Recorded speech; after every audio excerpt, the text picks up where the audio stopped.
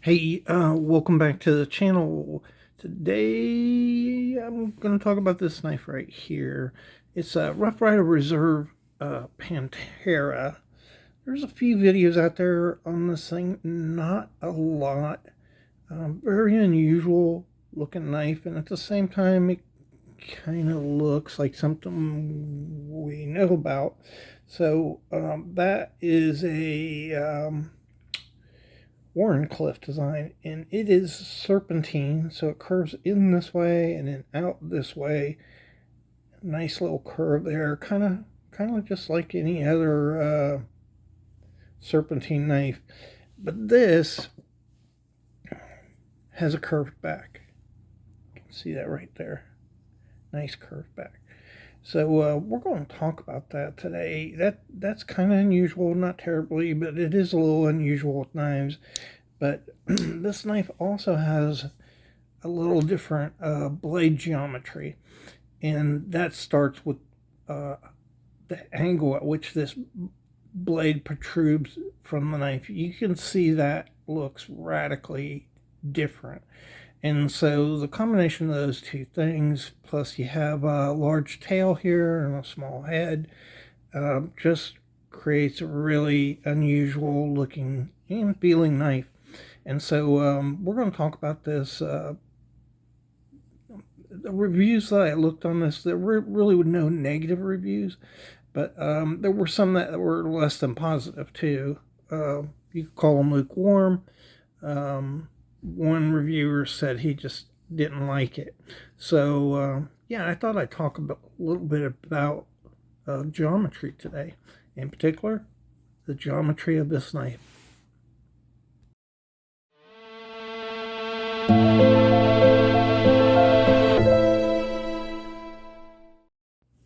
All right, welcome back to the Fortified Castle Hide, all my viewers.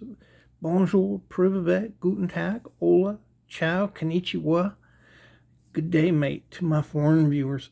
And yeah, so we're going to look at this Rough Rider Reserve. This is a Rough Rider Smoky Mountain Knife Works premium Rough Rider Reserve line.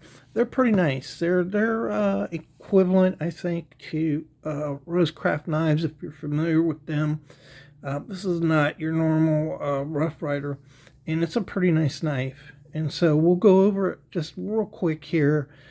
And then I want to point out some things about this knife and some things that I heard talked about in the videos that I watch about this knife, because I watch videos too.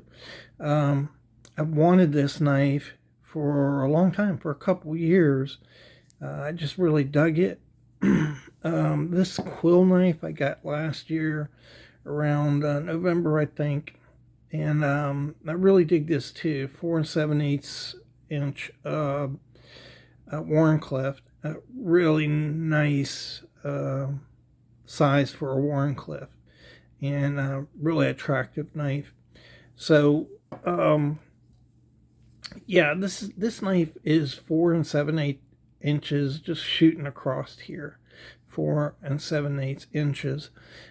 You've got a nice G10. You can see the texture in that G10 right there. Really attractive, nice looking, with nickel silver pins and nickel silver shield, bomb shield on there. Looks really nice. And then you have brushed stainless steel bolsters and brass liners in this knife. There is no gap in. Really nice, smooth job on this knife right here. Just really incredible knives. I've never been disappointed with a Rough Rider Reserve, although I've heard some people say they were. And there's your nice blade, unusual profile. So it's a drop point with a really nice swedge right there. Very prominent swedge, matchbox nail nick, very adequate, feels easy to open. It's a little more resistant than normal. I'd say, around a 6 opening it, and still very easy to open. Because of the blade geometry, the size of this blade, and how it's cut down here, you don't really need to use the nail nick. I just pinch right there, open it right up. You can hear the click on this knife. Let's look down the belly real quick. That's what you got there. Really clean looking half stops. That's really nice. Very smooth crosshair. No stepping whatsoever. Just baby butt smooth there. And nice authoritative click down. So, yeah, at first, the apparent thing is how radically different this thing looks compared to other knives. And that's one of the first things that reviewers pick out and comment on. And I'm no different. I've not seen this design knife in antiquity, in the 20th century, or lately. So it is kind of a very different design. I've searched a little bit. I can't pin it down to design from the 18th or 17th or 16th centuries. It's unusual. It looks kind of Asian to me, or Filipino, and in fact, the basic, very basic design of this looks like a Filipino fighting knife, one of the hand fighting knives. But other than that, it's kind of unusual curved jack here with a nice upturned tail that kind of reminds you of a Navajo.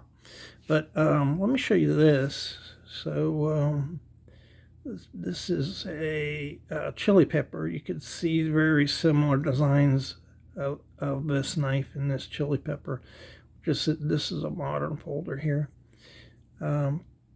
produced by Swag. So maybe Swag's designed this. I don't know. But anyhow, when you open this baby up, that is really the unusual thing, and what kind of throws a lot of the commenters. So if you put this on kind of like, because it's curved, there's no level on this knife like you would have on this knife right here. But if you take the plane of the blade as level here, if you came off, you could see this curves down. It's actually about a 22.5 degree curve down on this knife. And so what that does is it points it down for you. That's not new. So there are a number of knives out there that have a slightly curving blade. In fact, let me, where is it? So I've got a sow belly here, and that's one of the cool things I like about a sow belly is you can see it curves this blade down. And so when it does that, it's very easy to do detailed work. Usually if your blade is straight across, like this knife right here, you've got to really cant your hand unnaturally like that, or just bring your arm way up above the knife to get it down on a point. And that's the advantage of this knife right here, is it just curves down already for you, and it actually gives you a lot of blade here on the point of your cut. And I want to talk about that a little bit. So one of the channels I watched, Thrifty Knifty, he did a review on this knife, and he went so far as to place the knife down like this. And when you do, let me see if I could do this. He actually did a better job than I'm doing here. So so there you go. So he put it like that, and he showed how even if you put it on one end, you don't have a lot of blade hitting here. So I really disagree with that. So if you measure that, that's about an inch of blade on there. And let me show you the difference. He felt that you just get a lot more blade, even if you put your hands down on a knife. So if you go like that, lay this knife flat, you do get a lot of blade there, but obviously that's not how we cut things. And so you would have to point the knife down. That's usually what we do. And you can see that when you do that on this blade, look how little is actually in contact with the knife. And if you want to just use your point, again, you've got to cant your hand up or put your arm up above to make that height. And that is just unnatural. And again, look at the difference in the amount of blade that you get. And that's the idea with canting this down like that, is to make it easier. And so my wrist is under no stress. You can see it's straight, and I'm hitting the blade, and my hand is off the item that I'm trying to cut. And so I would say that's a better blade geometry than most of your knives. It offers an enhanced cutting enhanced cutting surface. You get more cutting surface pointed down on your knife. You can see my finger goes right there. It's just a natural hook on here. Really nice. And also stabbing. I mean, your wrist naturally sits at this angle right here, which is about a 15-degree angle. And a curved blade puts your blade straight without having to cant your wrist like this. Try that with a straight knife. If you want to take, where did my blade go again? If you want to take this and make that blade straight, you have got to really cant your wrist down. You can see my wrist moving to put that straight. And so just like if you were at eye level trying to dig something out of a post or something, your wrist is at a very natural angle. On this knife, you can see I'm canting my wrist way down to get it on a flat horizontal level. And so that's really where the geometry of this knife shines. So both this, the curve on the knife here, and the curve of the blade allow you to present a very horizontal and straight thrust here without, contorting your wrist uncomfortably, or your arm, or having to raise your elbow up. Very comfortable knife design to use. I like it for that reason. Now, it's not a perfect design, and so one of the things I don't like about this knife, and any knife really, is a small head on the knife. So this is the tail of your knife, this is the head of your knife, and that's the deal with this design right here. And so if you look at the purchase of this right there, it's good purchase, right? It covers the head of the knife, but it doesn't stick out. And when I go to use this knife, it's not really digging into the palm of my hand. Do you see that? So you don't have a lot of leverage when the head of your knife is really small like that. And that's why this is one of the most popular knife designs in the history of knife making. It's called a regular jack, but it has a small tail and tapers slightly to a larger head. In this case, this is a bare head because there's no bolster on the end here. On this knife, this is a sleeve bore design, which is just like a regular jack, but it's rounded at the top. That's the deal with the slave board. You can see the similarities. And this does the same thing. This swell on the end here, allows you to get a really good purchase on your knife. So when you're using this, you can see it's digging into the palm of my hand. And the longer this knife is, the better support you have. So like on this knife right here, you can see I've got a really good grip on there. And when I go to cut, it is just digging into my palm there and providing a lot of support for my knife and my cut. Even in there, it's just digging in. And I like a wider end on the knife, is what I'm getting at. When you look at modern folders, you'll notice that most of them do have this wide end. You get a really good purchase here, and you can see how it just fits the palm of my hand, and this provides a lot of support in that area. When you take that small, tiny head, I can still grasp it, but you can see it's radically different. It doesn't come into the curve on the palm of my hand to provide the heavy support that a flatter, wider design.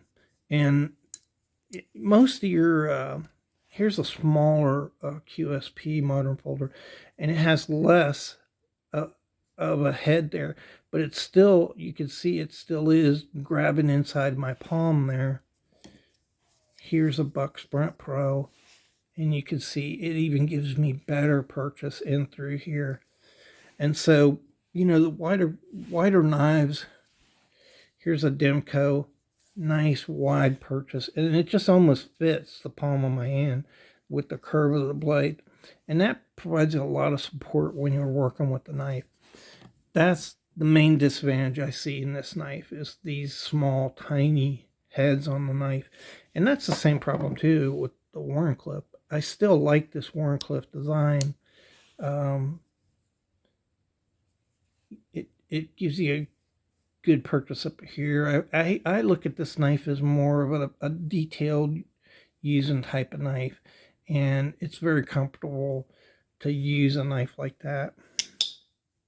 This knife, I think it just, I love it. I think the geometry of this knife is misunderstood, and oftentimes people, because they're used to working with a straight blade, kind of miss the beauty of this knife. And that's, you can use it without all that stress on your wrist. It's just a fantastic detail work knife. Now, it's not a perfect design, no knife is, and you get compromises like on your reverse grip. This is, it's not a very comfortable reverse grip. It's not hurting, but this, because you have this radical curve, it's actually making contact before the rest of the knife does. Another neat function of this geometry is when you are in a reverse grip cutting up, because it's so curved, it actually acts like a recurve, even though you don't have a recurve here.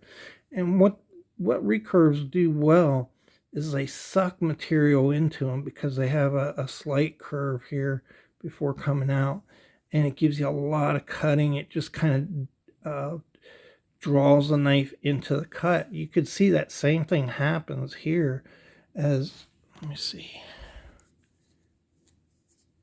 that same thing happens here. See if I can demonstrate it. So yeah, as you're cutting in here to the knife, because it's curved, the blade almost extends past my cutting material there. You can see how it's just going to draw it into the knife as I come across. And so it's not a horrible in the reverse grip, but it's not great either. It doesn't feel as good as a lot of other knives. So yeah, that's the Pantera the Rough Rider Pantera. Really neat knife. You kind of understand the geometry of it to really love it. But I do. I like this knife a lot, and probably use it when I start working with leather because it's so easy to do that detail work. And other knives have different designs that are better at different things. And I'll choose a different knife for something else. That's why I have a few different knife designs. Anyhow, hope you enjoyed it. That's just my opinion on the knife. Get D2 steel here. I didn't think I gave you the RR number. It's RRRD Scurvy Dog 020. RRR 020. Cool knife, worth having. It was $39. I bought this at Smoky Mountain Knife Works. That's a banging deal for $39. This is really tough knife. So yeah, hope you enjoyed the video. Hope you found it informative. As always, I really appreciate y'all's support. Thank you so much.